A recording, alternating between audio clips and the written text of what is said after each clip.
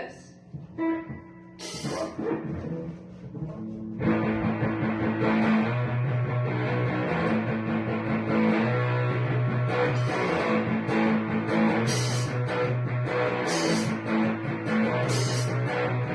There's a soft spot in everybody's head, place where thoughts collide. So you hit me right there in the center of my pride. Make the whole plot scared. She's here. Brain trauma, we ain't clear. Road and Ramsey and reality TV. Brain trauma.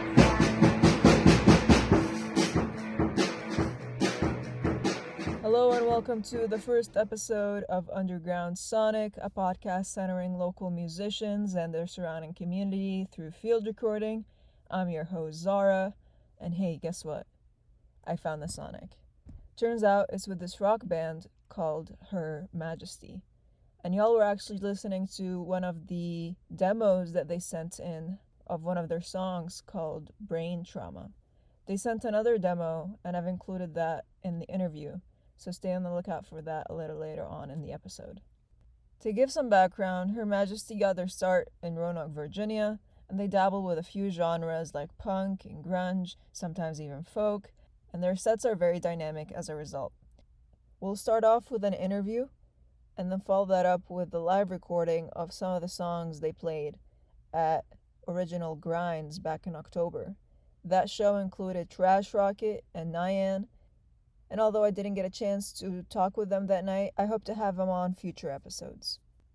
Now, this is one of my first live recordings for the podcast, and I've learned a lot since then, especially about mixing instruments and just how to record live music. Nonetheless, I wanted to start off with Her Majesty because they were so generous with their time and patient with me that evening, and we had a great interview, and I wanted to showcase that. So without further ado, this is Her Majesty. Hi. Hello. Perfect. Who are you guys? What are we doing here? We are Her Majesty, and we're about to play a show here in Fredericksburg at a place called Original Grinds Coffee.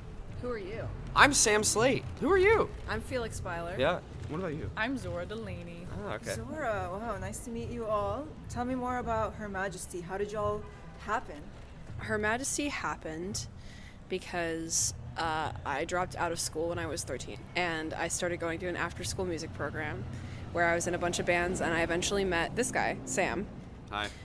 And I had a band at that point, but they had all kind of just quit on me, and I'd found a new drummer at the program.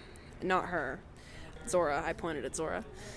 And I had Sam play bass. He had never played bass before. He was just learning how to play bass. Yeah. And we had our old drummer, and we played a couple of shows, and then our old drummer had to bow out, and we found Zora. It's on the side of the road. Yeah, she was just kind of sitting there in a box in a ditch, yeah. She showed up on our doorstep, cold, hungry, wet. We took her in. Yeah. In reality, we were introduced by a mutual friend. But yeah, that was back in 2019. This is Zora joined in 2019. And we've been a band ever since. So you're the youngest member, I'm assuming? Right now, we're actually in the strange little time space where we are 21, 22, and 23. Yes. 3 days. But yeah, Zora's birthday is so soon. My birthday is on the 8th. It's October. October 8th? On 27th. 27th, and when is your birthday? February 5th.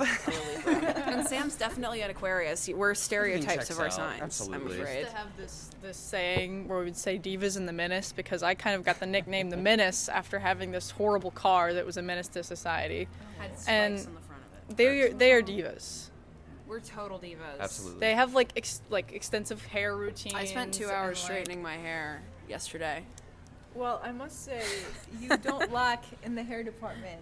You know, out of all of the bands I've spoken to so far, y'all are decked out in the hair department. Oh, thank you. Yeah. I really like your hair too. Looks really Your hair nice. is I love the awesome. curls. Very beautiful. Thank you very much. All right, so did you have a band before this one? Which instruments did you play before starting in a band? So I started playing guitar when I was around 11. I started off on acoustic guitar, and I moved to electric when I heard about a little band called My Chemical Romance and got Of course. all the way obsessed. Yes. and I started playing the electric guitar. Before I started playing the electric guitar, I had my acoustic folk guitar teacher teach me how to play power chords so that I could so that we could start learning My Chemical Romance songs by ear in our lessons, because he didn't know any of those. That's not his style. So that's how I got into electric guitar, and then I actually got an electric guitar and I started playing, and then I went to the music lab, which is the program where we met. So we met at the music lab at the Jefferson Center, which is an after-school music program for teens up to 18 years old. Shout out. Yeah, shout out to Music serious Lab. shout out to the Absolutely. music lab. This band would not be standing here without it. I first joined a band there called Sterling and the Disappointments. I was the rhythm guitarist. And then Sterling quit the band. And I was like, this is my golden opportunity to have my very own rock band, because we were an indie rock band. And I wanted to go a little bit more edgy. And the remaining members of the band didn't really like that. They were all kind of well past their emo phases at that point. They were a bit older than me. You're staying true to the power chords and My Chemical Romance I roots, mean, right? yeah, seriously, that's my whole thing. Yeah. They ended up going their separate ways because they were all nearing the end of high school, and they needed to focus on finishing their senior years and all that stuff, and they didn't have a lot of time for the band anymore. But I had shows booked, and I tried to find people to play with me, and I found Sam in a practice room, and Yeah. That's right. Hopped on the board. rest is history. Yeah, that is actually legitimately true.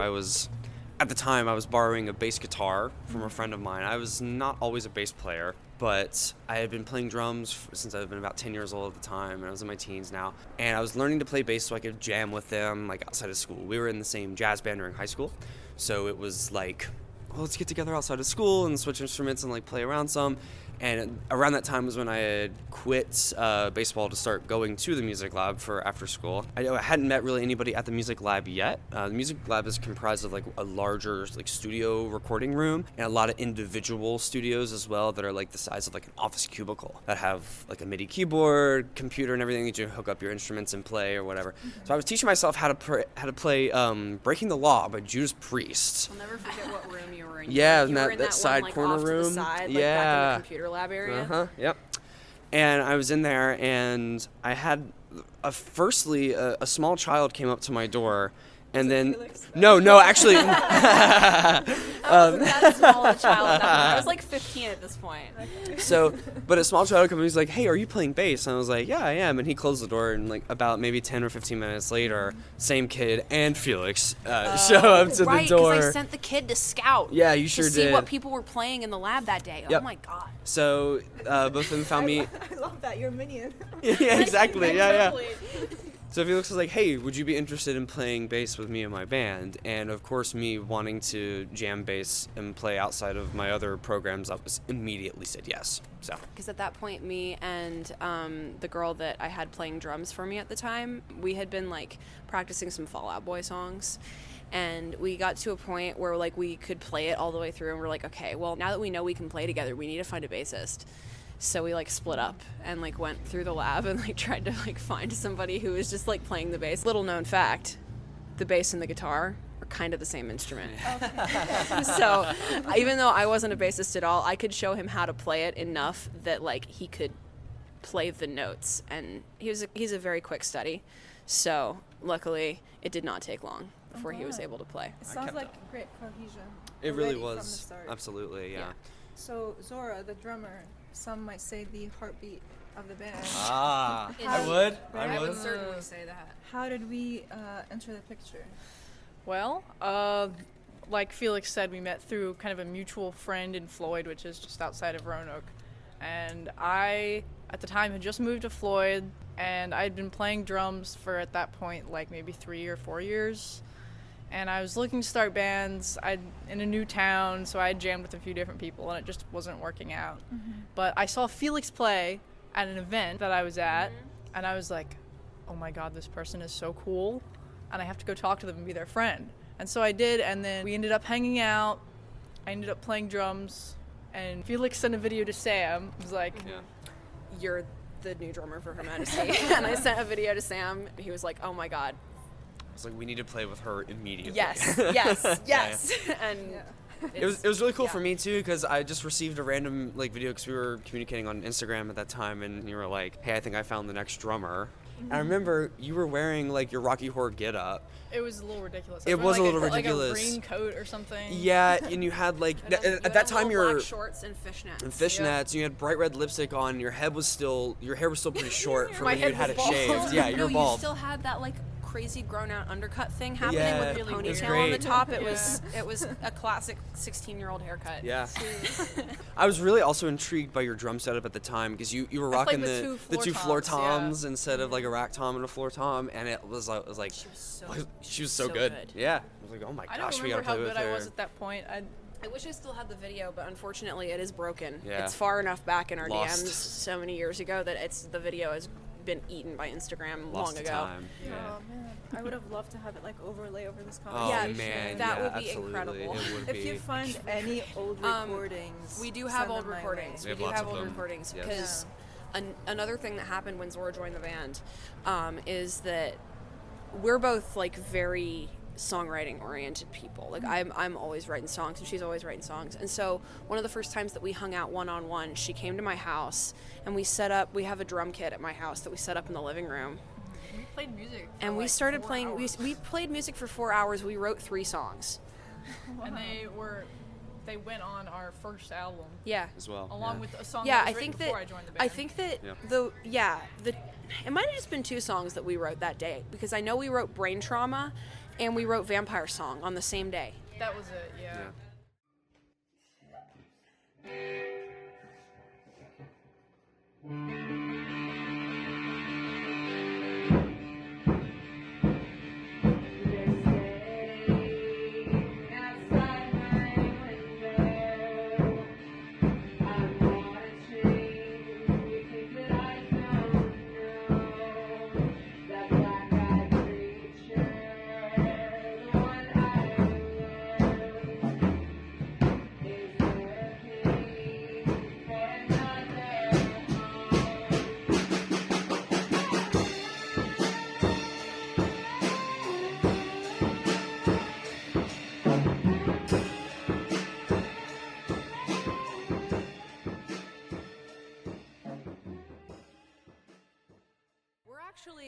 It's funny that you mentioned the old stuff because we're actually on a re-recording project right now, where we're taking our favorites, our best songs from the first like 2 albums when we were still in high school, and transforming them into what we know that they can be. Like we're kind of treating the old versions as demos. I'm doing air quotes with my hands.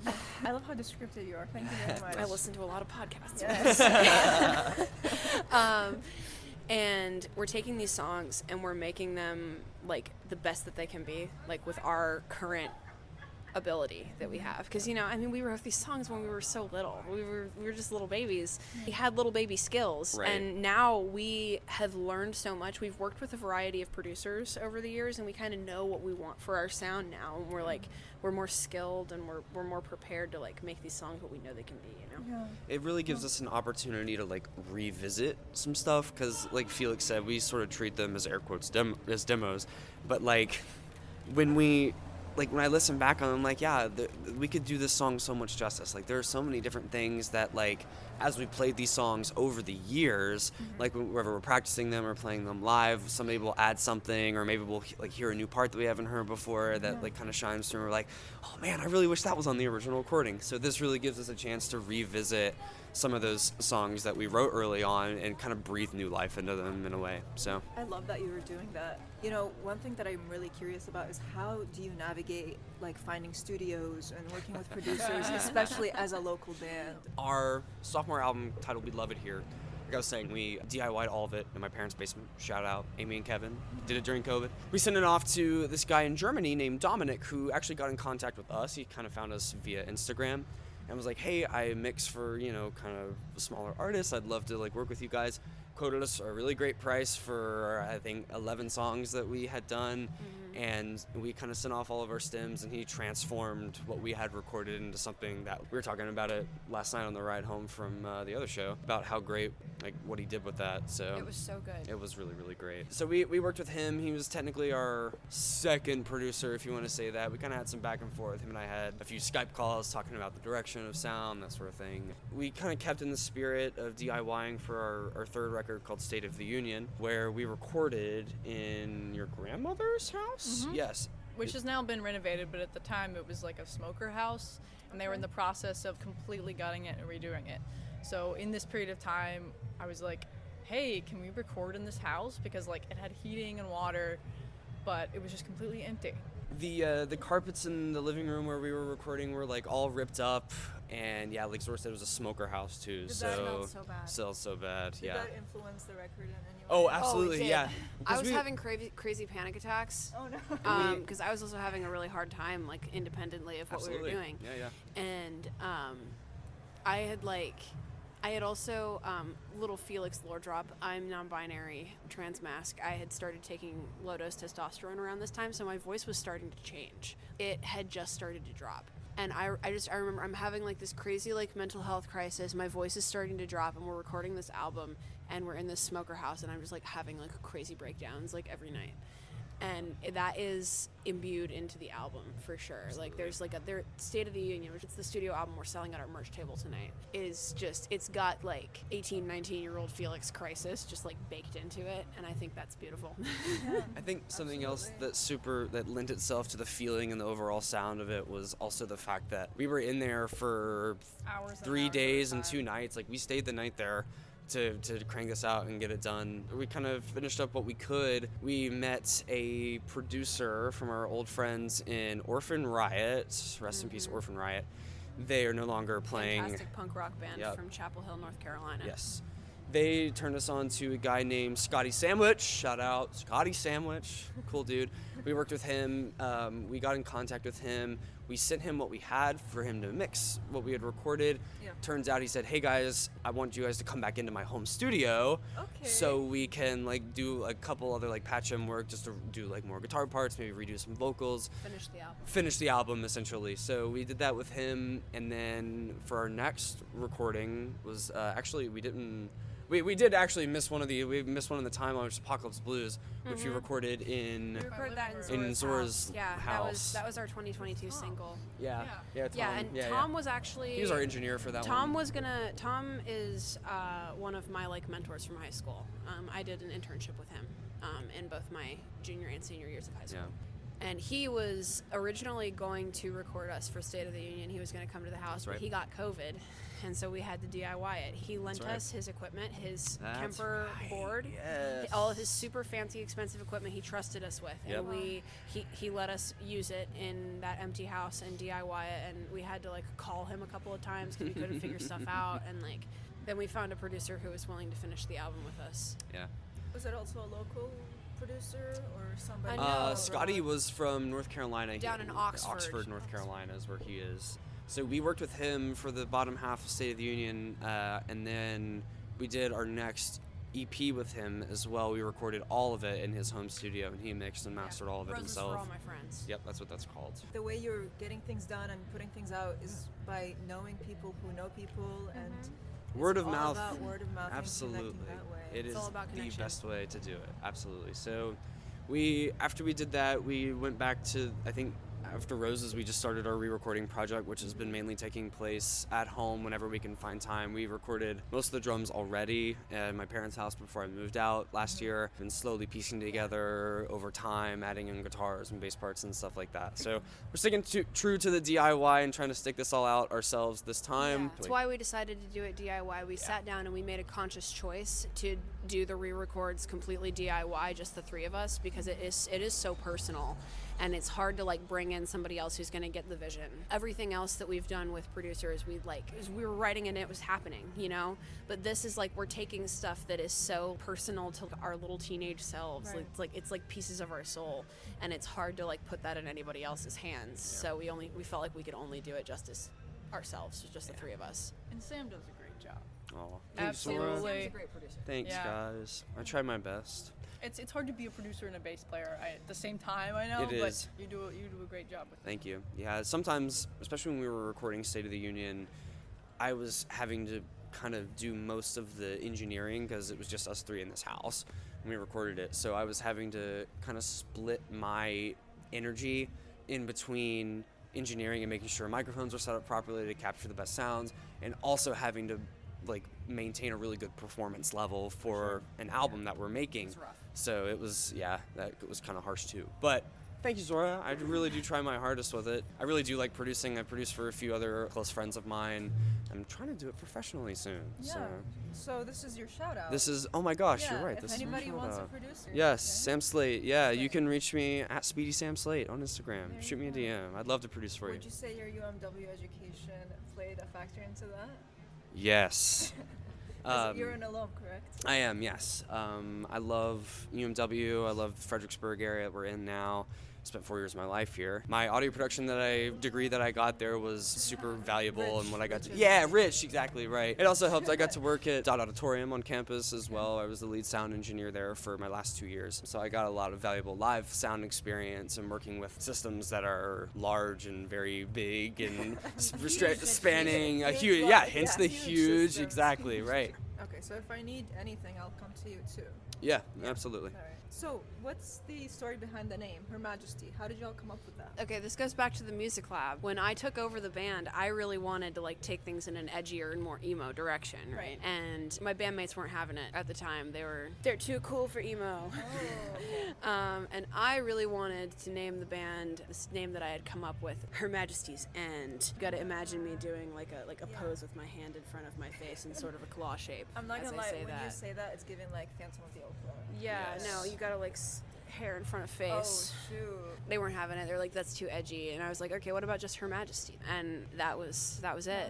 It's kind of been the same ever since, because that was the name when Sam joined the band, and he was like super into it. He wanted to make merch. We were immediately making merch. Like, we were DIYing merch in our old drummer's kitchen. It took me a few years to like get okay with the fact that the band name was just gonna be Her Majesty forever. But it got to a point we were known in our local scene by that name, and now I love it. I've designed our logos. I've designed the circle logo and the full logo with the full band name. So it And sounds like since doing that, I love it. you found the sweet spot. Yeah. Yeah. Yeah. So one thing I really wanted to ask you is like, how do you go about booking shows? How much does that cost? Especially because you are, as you say, DIY. Right. Right. We were talking about earlier, word of mouth is a great way to do it.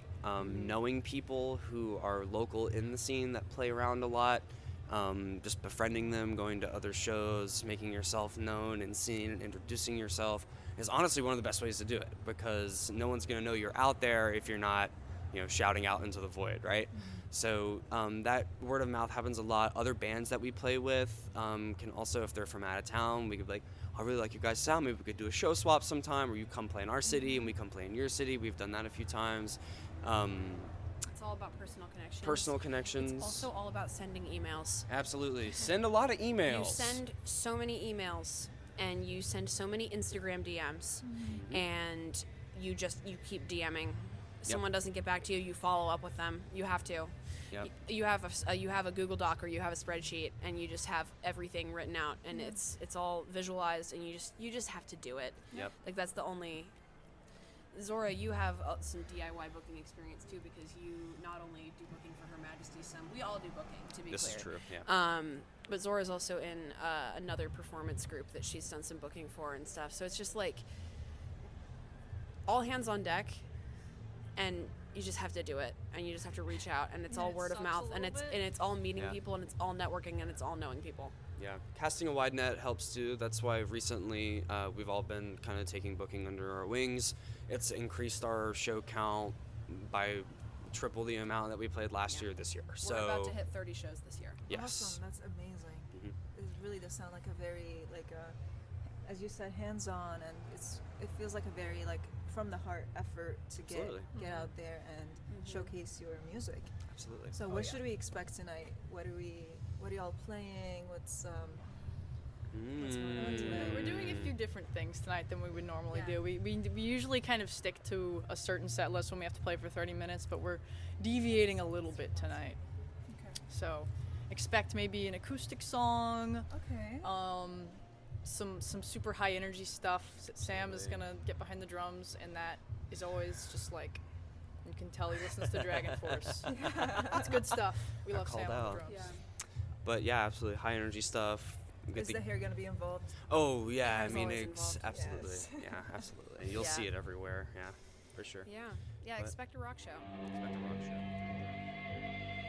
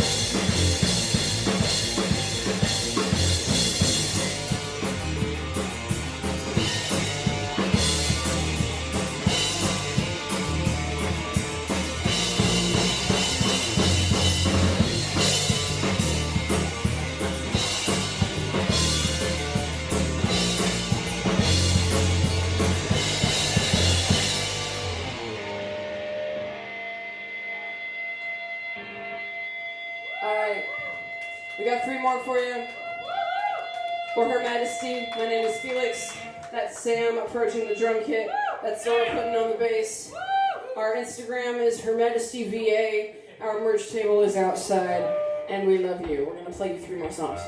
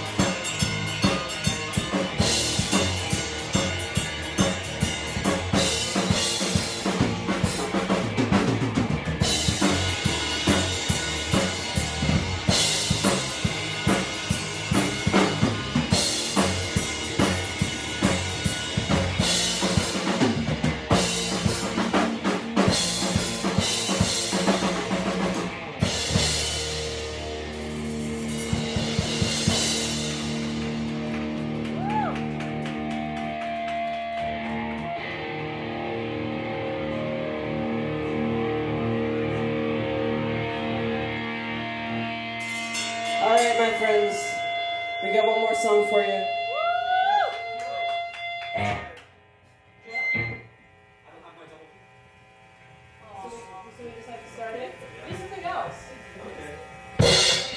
Sam's gonna play the drums for a little bit on that last song.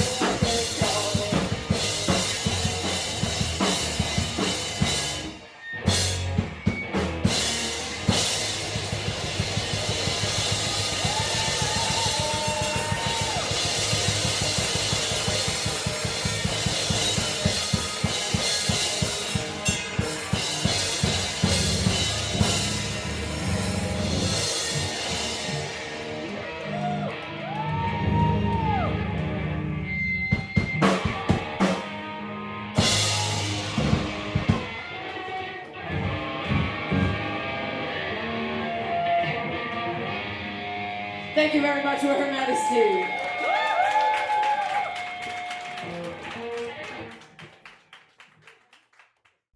Thank you, Sam, Felix, and Zora. Y'all were amazing. I had a great time getting to know you.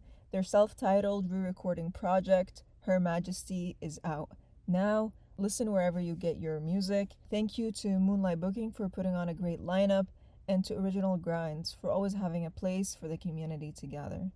I want to give a quick shout out to Stephanie Che, one of my professors back at UMW, and Cartland in the DKC. This podcast wouldn't have been possible without your early support. Thank you, thank you. Thank you for listening. This has been Underground Sonic. I'm your host, Zara, and stay tuned for the next episode.